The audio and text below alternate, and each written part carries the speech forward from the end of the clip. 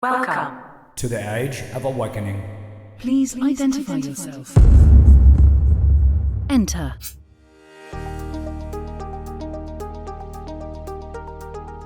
Hey, Triple P Nation. Welcome back.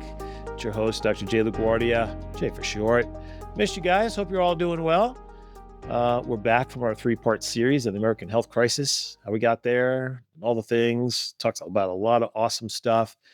I hope you shared it. If you have, thank you so much. I greatly appreciate it. Now I have one more ask for you. If you haven't done so, please rate the show. Go to your favorite podcast app and, give us a 5-star rating. Tell us why you like it. Certainly hit the like and share and follow button, especially if you're on YouTube. Man, if you don't hit the like button, the algorithms just push your content down. And everyone says, man, I love your stuff. It's awesome. I'm like, great, awesome. Have you hit like? No, I haven't done that yet. Like, what are you waiting for? That's fuel for a podcast. That's fuel for anybody in this industry. So that's all I ask. Hit like, follow, subscribe, and share. That's all I'm asking you to do, right? I'll continue to deliver great content and great guests, right? All I'm asking for you is to just help us out just a little bit. Okay, sounds good. Okay, so this week, I'm really excited. I know I say that all the time, but I am, because this guy is incredible. He's got a story that's going to blow you away, and I'm not going to give it away here. I'm going to let him tell you the story. But you want to talk about the bottom? I don't know. Maybe I think he's actually was below the bottom. A real story of redemption, but more importantly, what he's doing now to change lives is absolutely mind-boggling. And his name is Jaffe, and he's a PhD. He's also #1 best-selling author. His new book, Unhooked, Free Yourself from Addiction, right, Forever, spoke to me. I'm a assertive, aggressive person, can have somewhat of a obsessive compulsive behavior or, tendencies. I've had different addictions. Back in my early 20s, I smoked. I know, you can't believe it, right? I did. I smoked for like 6 years. I was working in a rock band. That's what you did. Drank, smoked, other stuff. And so I had some addictions I had to deal with and get through, and I did. I've had other addictions, right? When I was in college and I was playing ball, I got addicted on chewing tobacco. I'll leave the other addictions out, but here's the point. We probably all have some. And how do you deal with them? What's at the core of the addiction? Is it the behavior that's the issue? Or is there something more to it behind it that causes us to immerse ourselves in these habits and behaviors that elicit some sort of dopamine or feel-good response? And he's going to get into all that. It's really fascinating. Not only his story, as I mentioned, but what's at the core of this. And I'm going to encourage you to go out and get his book. We're going to put a link to his book in the show notes here, so you can download his book. I think every one of us can really learn some very powerful tools from his book. And of course, if you know someone who's dealing with very serious addiction, it may be a great resource for them as well, too. Enjoy my interview with Adi. He's going to blow you away. Hey, Triple P Nation, welcome to this week's show. As I mentioned, my guest this week is Adi Jaffe, whose new groundbreaking book, Unhooked, Free Yourself from Addiction Forever, is, kind of the talk of the town. Adi's doing some amazing thing with people who are, struggling, people like yourselves, who are striving to create their Triple P life, who is, focused on achievement and so on and so forth. And along the way, oftentimes we can get lost in ourselves and we're engaging in habits and behaviors that maybe are not in alignment with our growth or alignment with ultimately who we want to become. And so we sacrifice one end, to pursue another end. And to be totally transparent, I've had addictions in my life I needed to overcome, probably still do. And so I'm excited to have Adi on to talk about it because he's really doing some remarkable work and we all can learn from his story. And he has a very remarkable story. I think it would be great to hear to give some context to where he is. So Adi, welcome and great to have you on. Yeah, thank you so much, Jay, for having me on. Really excited to to be here and hopefully drop some nuggets that your people can really use starting today to just make their life better. We already talked a little bit beforehand, but um, you were asking me as we were getting started here, or if I could share part of my story. I'm not going to give it all away because hopefully you all go check out the book, and the book opens up with a good bit of this. But I now have a PhD in psychology from UCLA, but I took a very indirect route to get there. And for me, that route went through kind of what you think about as traditional addiction, right? I started using alcohol and weed when I was in high school. By the time I got to college, I was smoking weed and drinking pretty much every day. And then I had a bad breakup and other drugs started showing up. And really, I talk about it in the book, so I'll give a really shorthand of it. I was looking for drugs to make me feel normal, or make me feel like I thought normal was supposed to be. Uh, I felt awkward. I felt anxious talking to girls, let's say. And so alcohol really helped that, right? I discovered that in the sleepaway camp. Somebody hands me some vodka. I have a couple of shots. And next thing you know, I can talk to a girl really, really easily when I'm really normally very shy.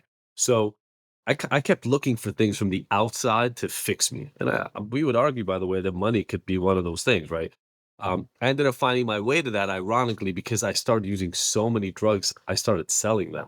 It was the only way that I could actually make enough money to use the amount of drugs that I was using. And at that point, it was ecstasy. It ended up being meth. It ended up being a lot of other drugs on top of it. Meth was kind of the one that I really went down with, that really got addicted to. But it turned out I was really good at selling drugs. So I ended up having 5 guys selling for me. I was making 6 figures, and it's tax free. I'm like 21, 22 years old, making 6 figures tax free. It was like being a millionaire in college and kind of living that life. And it started out fun and crazy and insane, the strip clubs and the clubs. And I was also DJing. This is late 1990s, early 2000s. And then it just got darker and darker and darker, right? You're talking like the 2 suburban deals by the border with Mexico with a cartel, and getting held up at gunpoint and getting my place robbed, and having guys around me with weapons in order to make sure that if we get stopped somewhere, I mean, it was just insane, right? Getting pulled over regularly. I got arrested multiple times, but the last one was the SWAT team arrest that actually opens up the book.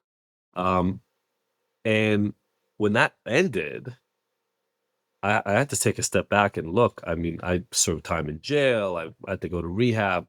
And when I kind of recollected myself, I had to start thinking about what kind of life do I want to live? Everybody that I knew in the life was either serving, 7, 10, 15 years, and they were gone. Some federal, some state, or they've been shot, some of them killed, right? Some of them hospitalized. I mean, it was pretty clear where my life was going to go if I stayed on that path, but I didn't really know how to do anything else. I knew how to sell drugs, and I was kind of okay in school, but I hated it. So that's what started my path. And I put everything I have eventually, once I figured out my next path, into figuring out what happened first. So I researched a ton. That's how I got my master's, and then my second master's, my PhD. And then once I figured out that I knew a little bit, I then really turned that into my passion, which was, how do I help other people who get stuck like I did? So most people who are as deep as you were don't make the kind of transformation that you did. Would you agree? Yeah. I mean, I think, probably low double digits if we're lucky, but probably high single digits. So it seems to me, by the way, congratulations on scaling your first Thanks. business. Right. Seriously. Yeah. It was literally my first business. 5 full-time employees. I made them work overtime and everything. It was crazy. Oh, that's too funny. So you got to have fun with it, right? Yeah, absolutely. Yeah, So I made it. So yeah, you did. Absolutely. Which is a testament to you and of course the work that you're doing. So let me ask you this. So there was a big gap there. Um, SWAT team arrested in jail. Was there that moment, man, where you're like like, did you have to hit bottom? Was that the moment where you're like, I either may need to make a change, or I'm going to wind up dead here in a gutter soon?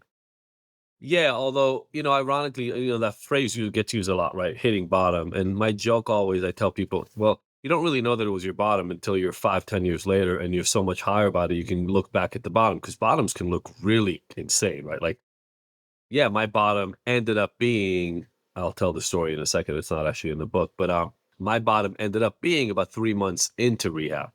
It wasn't the SWAT team that was my bottom, really. But it started the path. So I talk about it in the book like this, and I'll explain it. I think the thing that changes is most likely to bring about change in any of us is what I call a back against the wall moment, right? Like a holy whatever, right? Just a come to Jesus moment. Now, those are impossible to manufacture because it's what happened. It's a confluence of factors in the universe, in the world, that all come down to bear on you in one moment, right? I'll tell my story of that in a second here, and it's probably not what people expect, but we can't manufacture that. Ironically, and I speak to this less than in other places.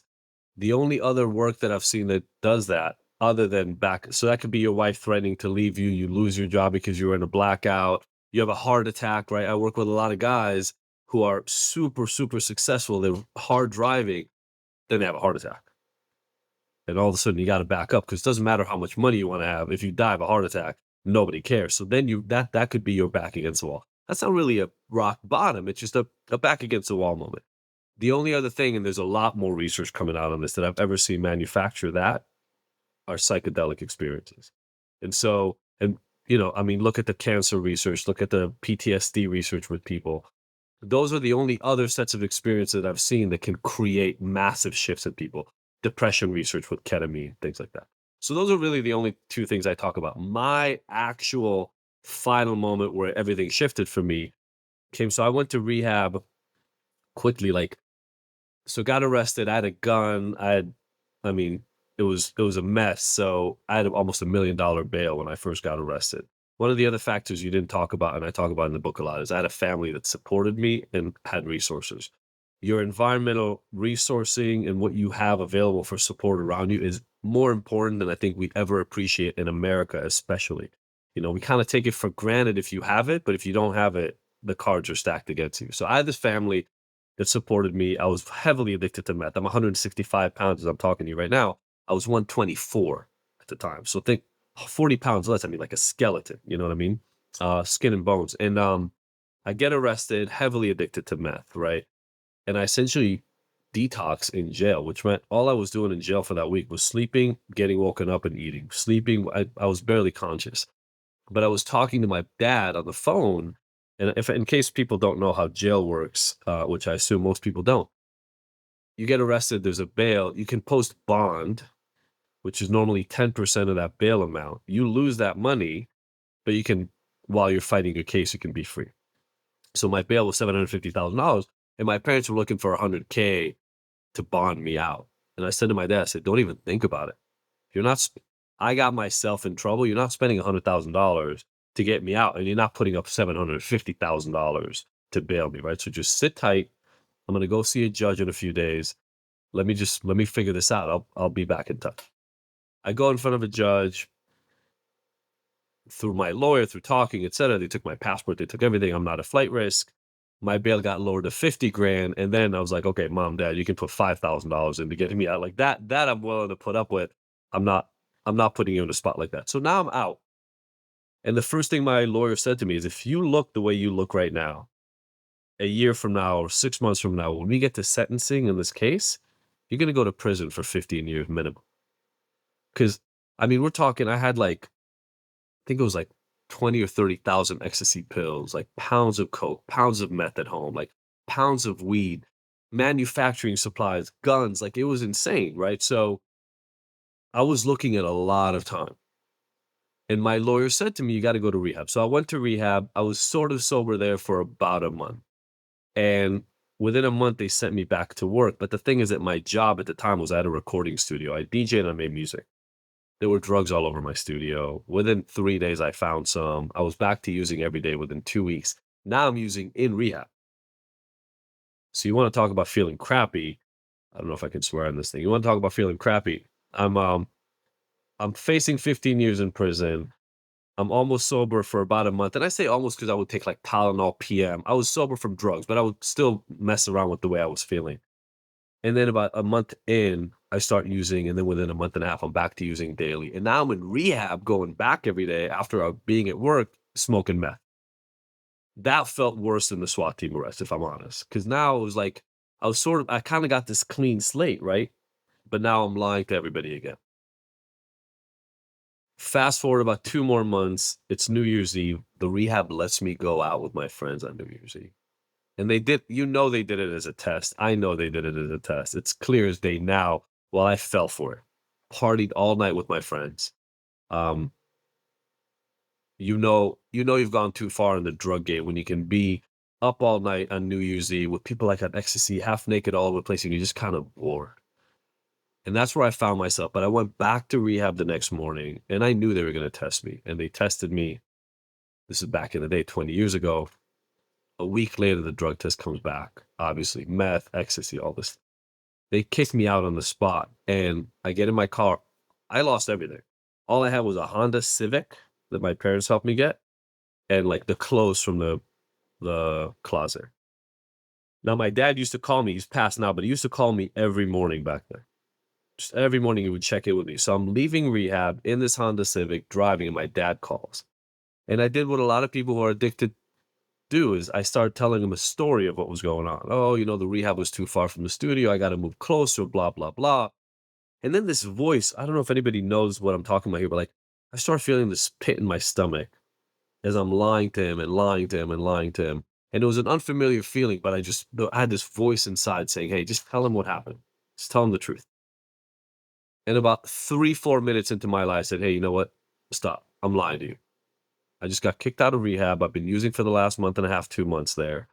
And I'm going to go to the studio right now, but I got to figure out what the next step is. And Jay, my dad started railing on me, like screaming at me on the phone. My dad wasn't a yeller, but he's screaming at me. And he ended this tirade with, what the hell do you expect us to do now? Now, my dad didn't know that that question would be so meaningful to me. But up until that point in my life, he wouldn't have asked me the question. He would have said, hey, don't go anywhere. Sit right here. We're going to go find the next place. He would have solved that problem for me. But he was so out of whack with what just happened. He didn't even have an answer. So he asked me a question. And that was, you want to talk about my back against the wall moment? Lying to my dad after they came back and were able to help me get my life back after years of being away from them. That was my back against the wall moment. And I realized in that, literally when my dad asked the question, my response to him was, you know what? I thought about it for a second and said, you can't do anything about this. I have to fix it. And Jay, that was the first moment that I took full accountability for everything that happened. Up until that point, people, I had all these other people to blame. But that was the moment that I said, you know what? I have to fix this. And I wasn't sober right away. Took me another 2 weeks to clean up, but I found the next place, was sober there for 8 months, totally cleaned my act up, ended up in front of the judge, and he gave me a year plus 7. So he kind of gave me a chance to clean up. And he said, if you do this 1 year well, you're done. But if you fuck up, you got another 7 years waiting for you. So that was my moment of change, I would say. I would imagine that the ultimatum is a pretty strong motivator. But when you have a sickness like that, I would imagine also too, at first it sounds as a strong motivator, but oftentimes the lure of going back to or the drug has a stronger pull for many. Is that true? So the lore is one of it, but again, I'll talk about what I talk about in the book all the time. The reason people get addicted to things is because those things fulfill a role for them. I wasn't hooked on drugs, right? I was hooked on something making me feel less shitty about myself. It's feeling shitty about myself, feeling like I wasn't enough, feeling like I was a POS. That was the hook. And every time that hook got pulled on, and imagine literally like a hook in your skin, like pulling on you. Every time that hook got pulled on, I felt crappy and I needed something to fix that. I didn't have any constructive ways of fixing it. So I fixed it by taking drugs because then I wouldn't care about it as much. So you're right. The reason this is so hard is on one front, you're just used to doing this stuff. So there's a habit component to it. But on the other side, there's this hole inside yourself that you're trying to fill with the behavior, right? Why do men use porn? So many men use porn every single day and think nothing of it. But if you really pause and think about it for a second, why do you do that every day instead of going and connecting with your partner or going and finding a partner? Because porn is easier. Your partner may have needs. You may have to put yourself out. They may be uncomfortable. You may have to help them. You may be made to feel uncomfortable yourself. Porn doesn't talk back. Porn gives you back what you want, but it's not connected, and you know it. A lot of men know it, right? Like 5 seconds after an orgasm, you kind of feel a little shitty about yourself, and then you like, all guys have like these little rituals that they employ. It's the same with shopping addiction, right? Why do people go and spend 10 grand, 15 grand, 20 grand on their new sneakers or whatever? Is to try to make themselves feel better. So what I talk about in the book is when you feel whole from inside, these addictions don't have a hold on you. So that's a big ask right there. How do you help people identify their hole? Yeah. What is it that they're missing? And how do they fill that hole so the need to turn to other destructive behaviors and habit is no longer pulling them in? Yeah. I love it. So this is now when we get like, this is literally the crux of the book and the work that I do with people, right? So Sure. number one, I want everybody to know this and just like let it wash over you and accept it. You probably don't really know the things you've been running away from because you've been covering them up for so long that you wouldn't have to notice them. It's not like this is obvious in your face, right? Um, I'll give you one example. It's in the book. I worked with this guy, I mean, an incredibly successful person, right? Like think hundreds of millions of dollars worth, right? Empire. And he reaches out to me one day. He got my name from another client. And in the little quick 30-minute conversation that we had, he said, look, I don't really know what's going on. I've been struggling with anxiety a lot in my life in general. Sure, you go have a deal, you just kind of get a little anxious. But a week ago, I was walking out of a courthouse. He was a high-powered attorney. I was walking out of a courthouse. I just won the biggest case of my life. And I collapsed on the floor. He said, I thought I was dying. EMTs were coming and he was 100% sure he was having a heart attack. He gets to the hospital. They do an EKG. His heart was fine. He had a panic attack. I was like, I didn't even know what panic attacks were. Why am I getting this? He literally had no idea. I'm going to give away one of the case studies in the book, but I just want people to understand.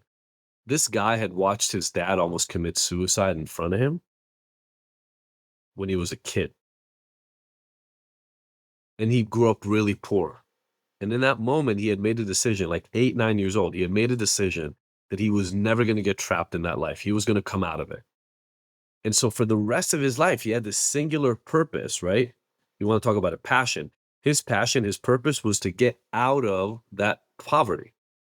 It's great, but in the interim, in order to do that, he pushed away that part of himself. And he never allowed himself to acknowledge it. So much so, I mean, we did a half day together. And in that half a day, he didn't even tell me that story. It took weeks for that story to come out and how much he hated where he grew up and all that, right? Like he had just put it out of his brain. He's paying me a lot of money to do this work, and the story never came up because it was so hidden. So, number one, you have to be curious and go and dig in your past, dig in your relationships. If you don't know, you may have to ask other people, your mom, your friends, your sister, your brother, what like other people around you, because you may not know. That's some of the work that I do with people. The reasons are there. Then I have this cycle. Well, just one second. I have this cycle in the book. I talk about it. Like just like you have to watch what you eat. You seem like a really healthy guy, right? We have to watch what we eat to take care of our physical body. We have to watch what we eat to take care of our psychology. So I have an EAT acronym: Explore, Accept, Transform. That I help people understand why they got here, sit in acceptance of it, because you cannot outrun yourself. You're always going to be with yourself, so you cannot outrun it. You got to accept it, and then you can transform.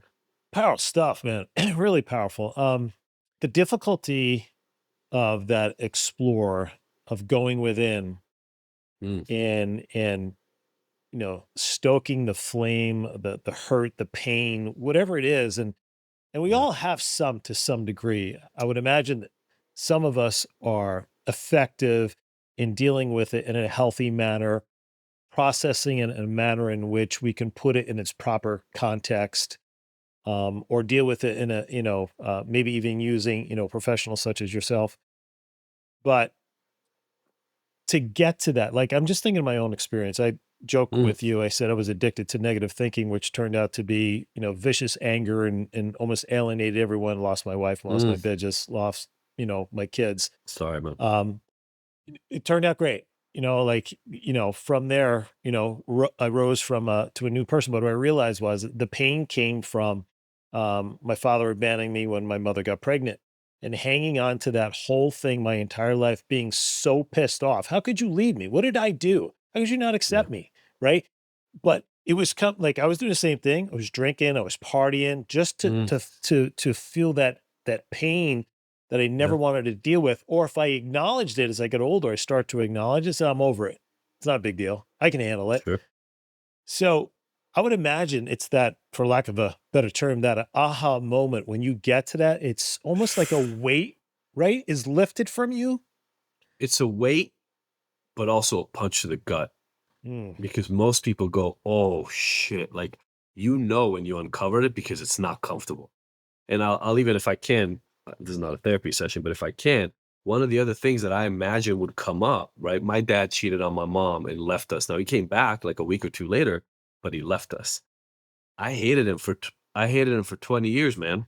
20 years I hated him, And one of the questions was like, was I not worthy?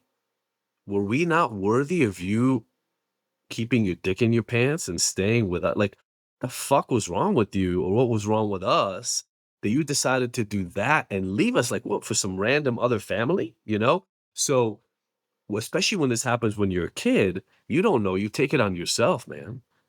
You start asking yourself because, and we don't have the language for emotions. I mean, I'll be honest, I didn't have that language till I was 35 years old. I would forget 9 or 8 years old, right? But at 8 years old, you just feel weird and in pain, and you just accept that that's who you are. So now I imagine, Jay, for you, it wasn't just that your dad left. It was that what's wrong with me that I wasn't good enough for my dad to stay around for me, right? And now now if you think about that, now you got to prove yourself to the world. So how do you prove yourself? You get big. You make sure everybody respects you. Oh, that motherfucker didn't respect me. I'm going to show you respect. You're going to respect me. And now you're not even trying to be yourself. You're trying to play this role that you believe that 6-year-old or 1-year-old version of you needed to be. And that's when we get behind the eight ball because you're not you're still being reactive to your dad as a kid. You're still not being true to yourself. And now you're trapped. You're trapped in this block. So when you found it, my guess is yes, relief, but also this kind of now you're aware of the hole. And now you go, oh my God, I need real repair. Like this is something I actually have to go fix. And that's what I love about this work is I joke about this in the book, but I think it's also true. Nobody ever comes to me, Jay, because they want to quit drinking. Although a lot of the executives I work with drink like fish. They don't want to quit drinking. Somebody tells them that they have to stop drinking to live a better life. But when we find what you really need to work on, once you get through acceptance, that's something you really want to work on because you want to fix that hole. You don't want to let your dad control you 30 years later. so true. Yeah, my back against the moment wall was my wife said, "You need either, you need to get this figured out, or we're not going to make it." And like because of the divorce and the disruption in the family, like that was the number one value I had all through growing up. Even I know that was the most important thing I ever wanted. Even at that point, I Mm, understood that. So when I was faced with losing that, you get serious, man. You get serious, right? mhm, And I think, you know, I'm into fitness. I wasn't at all back then, but right, I'm into it. And if you think about those of us who are into that, what is it? What is being responsible around nutrition? What is being responsible around work? What is being responsible around fitness? It's pushing your edges regularly so that when life throws something at you, you're ready, right? I hate cold plunges. I don't do them daily, by the way, but like I hate cold plunges, right? But when I do them, why am I doing them? I'm doing them so I can prove to myself that I can jump in my 47-degree, 45-degree, whatever pool and keep in there so that when life smacks me upside the face, I don't have to run. And in a way, your divorce threat, right? Like that threat alone went, oh, wait. This is this is too big for me to ignore. I've got to go do something about it. yeah, 100%.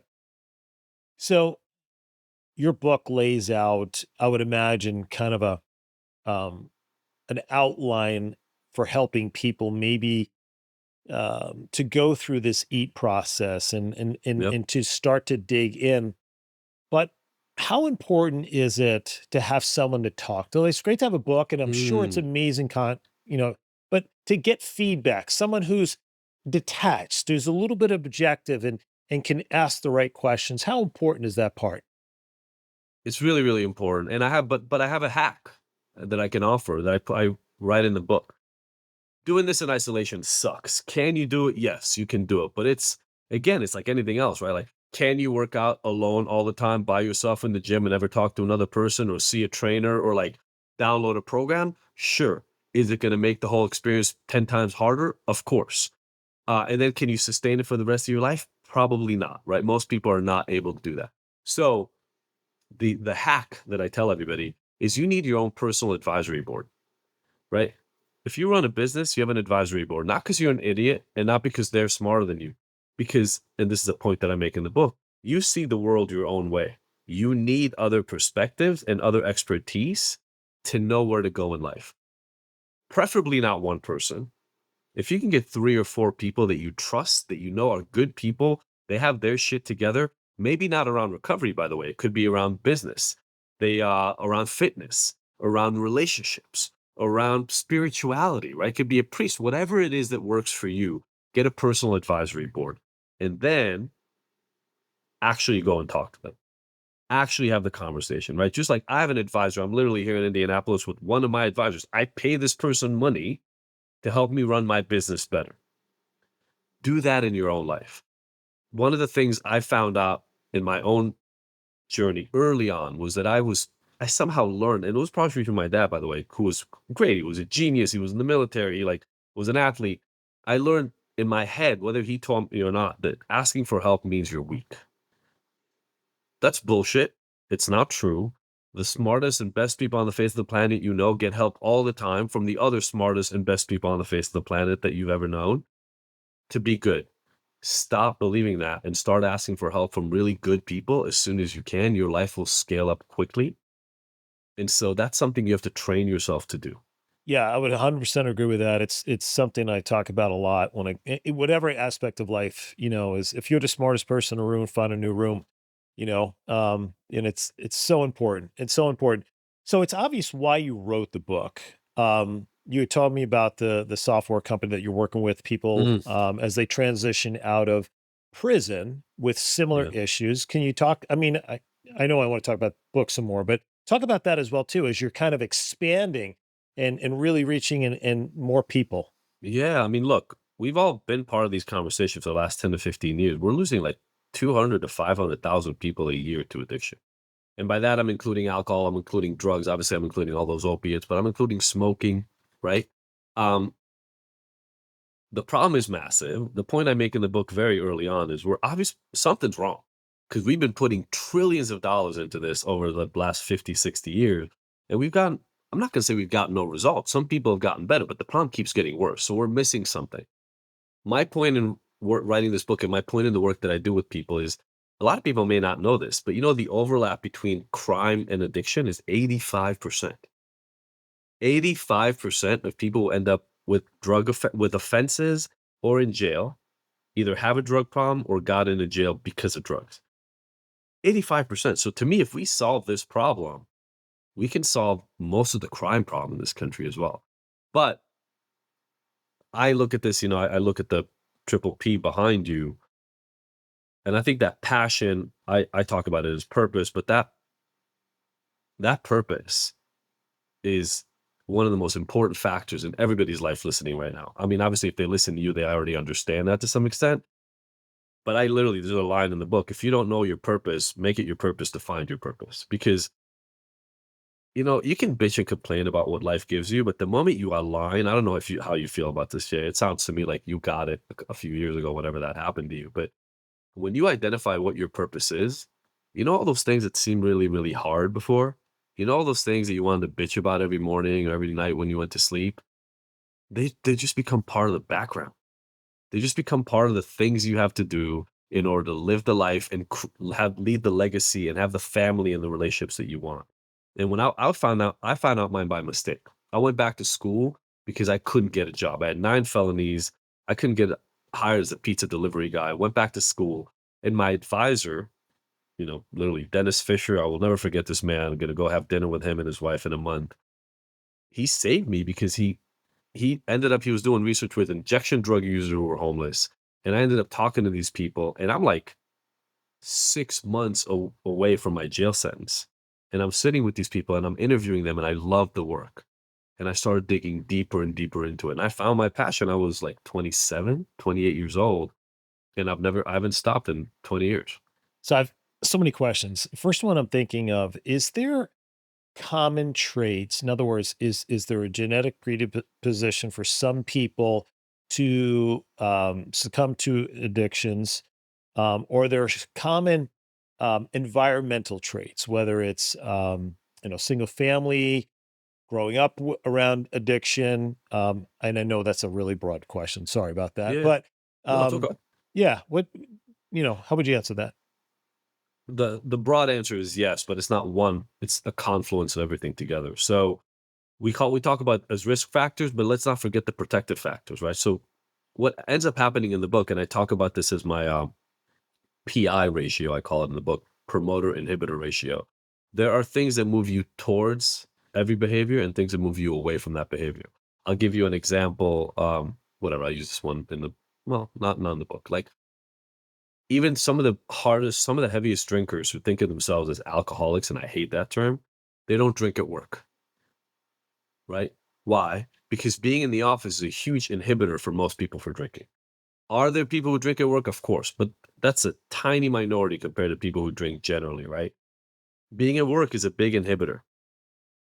There are things like that all over. So yes, genetics, but there is no genetic marker for addiction. There are genes that are connected with being more impulsive. There are genes that are connected with being a higher risk taker. There are genes that are connected with having more anxiety, less anxiety, right? So it's like, think about it in this way. If we understand that addiction is really just the behavior you ended up putting in place to deal with something else that was going on, if you have high anxiety genetically and biologically, you're more likely to find something to fix it. The thing is, the thing to fix it could be working out. It could be extreme bike racing. It could be jumping out of airplanes, or it could be drinking, right? So that's the biology piece. Yes, it makes a difference. Depending on the drug, depending on the type of people, it makes between 40 to 60% of the difference. So a lot of the difference is biological. But then you go to environment. If you grew up in environments where there's a lot of heavy drug use, you are obviously more likely to do it, right? But if you grew up in highly traumatizing environments, think physical, sexual, emotional violence, that leads to trauma. People with trauma, there's about a 60% overlap between addiction and trauma. So much more likely that you'll engage for that reason. Um, the the violence can be in your house or it can be environmental, like in your neighborhood, right? That can be a problem.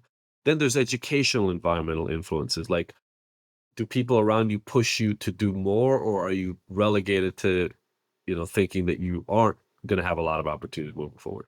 There's obviously money to some extent can be a protective factor, but also a negative factor. There's a sweet spot. So there's so many factors that end up being important. But, single family households have higher rates of addiction. So it's what ends up happening in the end. And I think this is a good thing for people to hear is it's not like if you have A, B, and C, you will become addicted to drugs or alcohol or sex or technology or success. It's not that direct, but there is a connection that you need to be aware of. Okay, so you in prior to your last answer, you had mentioned how you don't like the word alcoholics. Why is that? Yeah. Well, first of all, because it pretends that alcohol is your problem and it's not your problem. Ah, So that's one thing. The other piece is it pretends that all people with alcohol problems have the same issues, and it's just not true. So I talk about in the book, uh, in the US, we go by something called the addiction disease model. The idea is addiction is a disease and it's a chronic disease, so it gets worse over time. I find huge issues with this. First of all, most diseases, like the actual term disease, means a specific biological dysfunction caused by a very specific factor. As we just talked about in the last problem, that's just not true in addiction. Some people have trauma, some people don't have trauma. Some people have these genetics and some people don't. Some people have protective biological factors. Some people have um, learning, Like they have no trauma, they have no biological underpinning, but they grew up in a household with drinking all around them. So they've been drinking since they were 12, right? 11, whatever. So what happens is there's another word to describe the idea that you can have the exact same symptoms come out of a completely different set of causes, and that's called a syndrome. A syndrome is literally, that's literally the meaning. It's a set of symptoms that show up together. They're like a cluster of symptoms, but they can have totally different causes. Think irritable bowel syndrome, think carpal tunnel syndrome, right? Those are syndromes. You may have a problem with your wrist because of manual labor, because of typing too much, because of tennis. Like there's all these reasons why you can have an issue, not the same cause. Does that make sense? And so what I say to people is, look, we all know the syndromes of addiction. You have a behavior, you have a hard time controlling, which means you either do it more frequently or more heavily, even when you don't want to. And it's causing problems in your life, but you can't stop it. Like those are the symptoms of addiction, but they don't have to come from the same idea. And so alcoholic suggests that you have this condition, but the condition doesn't tell us anything about what to do with you. Because if you have trauma, you need therapy specific to trauma. If you have a biological dysfunction, there may be medication or there may be other things that could help you.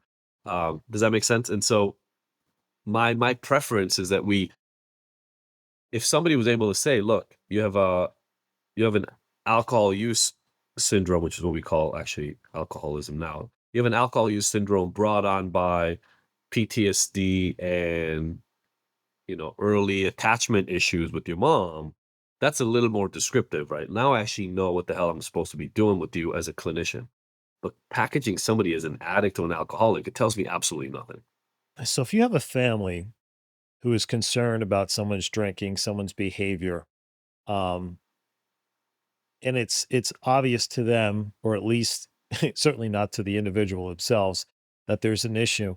How do you recommend that they approach that? And because I mean, it could be a disaster. Maybe someone's open to it. Yeah. I'm sure it's a minefield that are many. You Oh have my to gosh, yeah. step through really cautiously. Really cautiously and in an informed way. So let's go back to how we started talking about this, right? We know that change is normally caused by a back against the wall moment. But those are really, really hard to manufacture.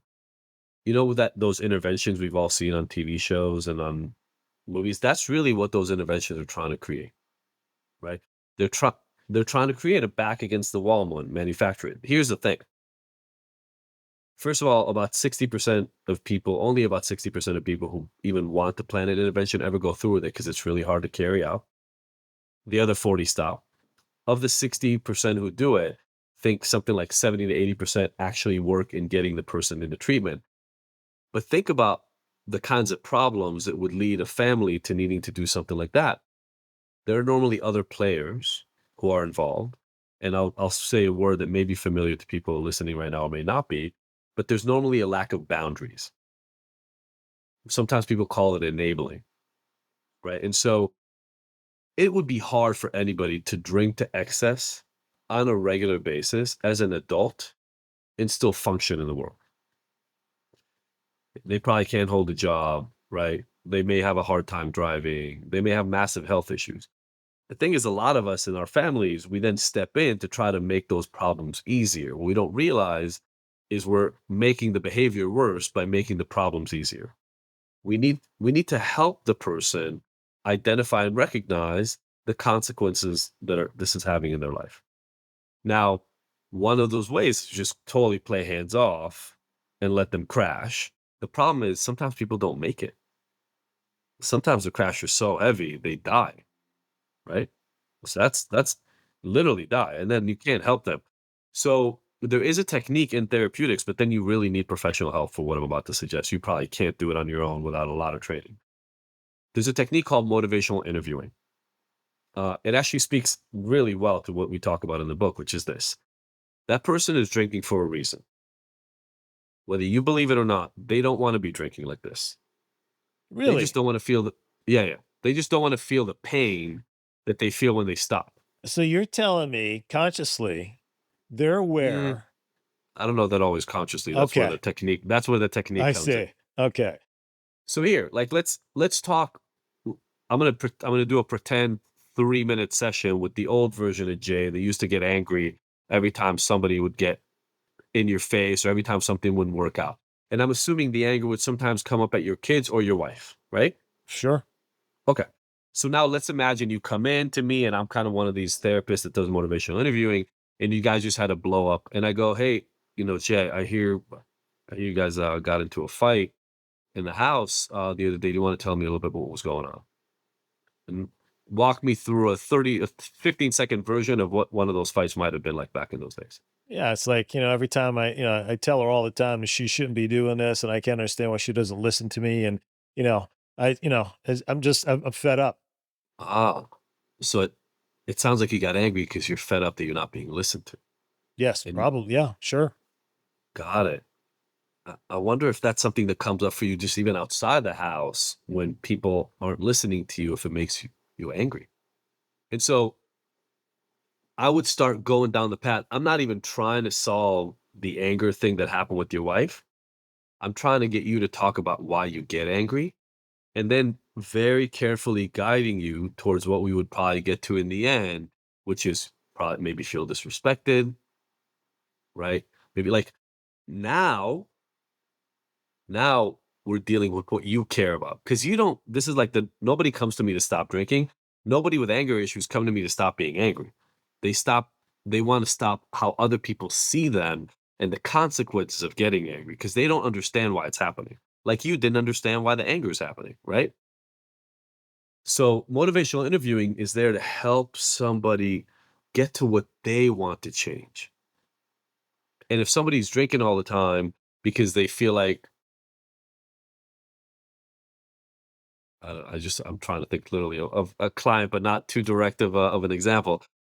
Um, if somebody's drinking all the time because they had such bad trauma issues when they were like sexually assaulted that whenever they try to go have sex with their own partner or even like sit next to them, they get anxious and scared because they had a partner before that would beat them all the time. They don't want to be drinking, but they don't want to be scared and having trauma attacks next to their partner. So how do we get them to walk to that place? And it takes us back to the beginning of our conversation, Jay. When you get to what people really want to change inside the thing, that void that we were talking about, that you had, that I had, when you identify that with people, yes, it's really, really hard for them to talk about it. But if you can make it safe to talk about that thing, I promise you, everybody wants to change that. So now think of an intervention, but think about it a different way.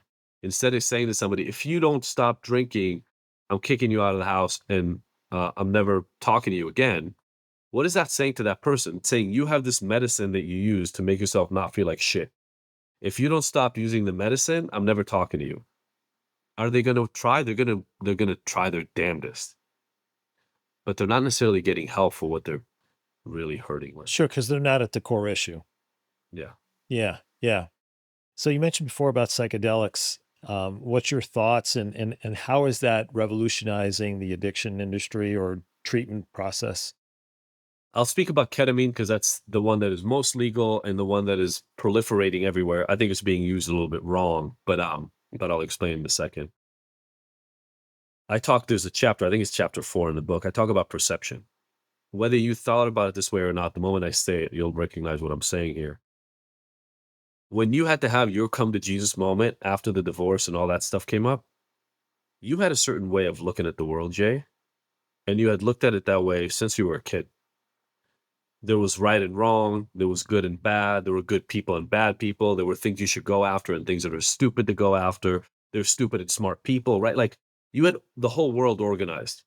And if I would have asked that version of Jay, my guess is he was very sure that he knew the right answer to what was right and what was wrong, what was good and what was bad. Is that true? Yeah, absolutely. Okay. I think most people live in that place. And you probably never question it unless your life gets turned upside down. But once your life gets turned upside down, if you ever make it to the other side, it's partially because you realize that you were wrong. Not about everything, but about some really important things. That's perception. And that's actually, so I have EAT and Sparrow in the book. Sparrow is stimulus, perception, activation, response, and outcome. You can get the book for it. But one of the things I try to explain to everybody in the book is You're not going to like me saying this to you, but there are things that you believe are true right now that are completely wrong. And they're screwing up your life because you see them the way you see them. And you spend your life trying to prove to other people that you're right, and it's costing you everything. Now, my lawyer telling me if you don't go to rehab, you're going to spend 15 years in prison was a good enough thing for me to go, wait, maybe rehab is not that bad, right? Change something about the way I look at the world.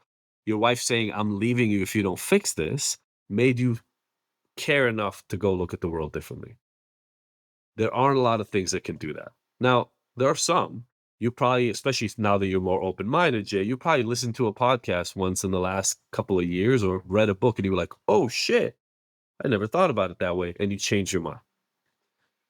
You take somebody on a very particular way of doing, like, let's say, a ketamine medicine experience, and a lot of people come out recognizing that some of the ways they've looked at the world until that moment may not be true. Now, it doesn't necessarily give them the right answers, by the way. So it's very important what the therapeutic piece of that is. Just the drug alone is not, that's just like getting messed up at a party. That's not going to give you the answers. You have to follow it up with what's called integration, because when you're in that really open state of mind, you are willing to talk about things you've never been willing to talk about. I've had clients, like I said, who have not, I've worked with them. They had not mentioned some of the most traumatic things in their life because they didn't think it mattered or they've been hiding them. They go through one of these medicine ceremonies with a licensed physician and everything else, like, right? They do one of these things. And then we work and they're like, oh my God, I remember 12 things and we got to talk about these, right? They come ready in the way they were never ready before. And so, psilocybin and MDMA are not legal yet. They're legal only within certain studies. Ketamine is. And if it's used right with the right therapeutic support, I think it's a huge tool. Is it only for those like, with high level, like where therapy in of itself is not helping them or not helping them enough? Or is it for anybody who's, stuck in the addiction model or Mm. First of all, not just for addiction. So, a lot of research on ketamine and depression. But yeah. what you just asked, so there's forms of depression that people have that are resistant to medication or have been resistant to therapy. So definitely for resistant depression, ketamine has been shown to be useful. For instance, when somebody's suicidal, you don't want to put them on an antidepressant. Some people actually get more likely to kill themselves after because almost like before they didn't even have the motivation to kill themselves. Now they feel a tiny bit better or they see a little bit more and they're a little bit happier to just finish this off. Not a good idea. Ketamine works right. I mean, 30, 40 minutes after you do the session, the person feels differently. So much more recommended, for instance, to do a ketamine therapy. Now, again, we're not going to get into it here, but I think a lot of people are using ketamine wrong. They're kind of using this medical model. You just get plugged in and plugged out. It's not good. But long story short, there are absolutely people with resistant forms of mental health issues, not even related to addiction, that I think something like ketamine can really, really help. Adi, this has been great, man. Like the time has just flown. Great Yeah, conversation. Really, really, very eye opening. So I'm gonna obviously strongly encourage you guys, Triple P Nation, go out and get his book, Unhooked, for yourself from addiction forever. So whether it's you, somebody you know, I guarantee it's just 1 degree of separation if it's not yourself. We'll all deal with it in some level or aspect. Adi, where can people find the book? so Read Unhooked is a page you can go to if you want to read more about the book before you buy it, but we're on Amazon. Um, and if you buy the book, by the way, I'll ask a plug. If you like it, reviews are really, really powerful in this world and add them to the book. Amazon, Audible, everywhere else you can buy books, Barnes and Nobles, everywhere. Yeah, I hope you have a lot of success with this because it seems like it help an incredible amount of people. And I'm sure that's a big part of your mission moving forward. That's it. Trying to help over 1 million. Yeah, good for you, man. That's a good goal. Yeah. I like it. So any last thoughts you want to leave us before we wrap up here today? I am good, man. Thank you so much for having me. Really, really excited. And I hope we drop some things that will help your people. Yeah, no question about it. Certainly. Again, go get his book and we'll put a link in our show notes for sure and make it easy for you. So as simple as we can do it. And of course, make sure you give a D a really positive review, please. Thank you so much, Jay. Thank you, everybody. Yeah, you bet. Absolutely. Triple P Nation, as I always say, you be you, just be the best you. And I promise you'll always empower your dreams, ignite your passion, and accelerate your prosperity. Until next week, be well.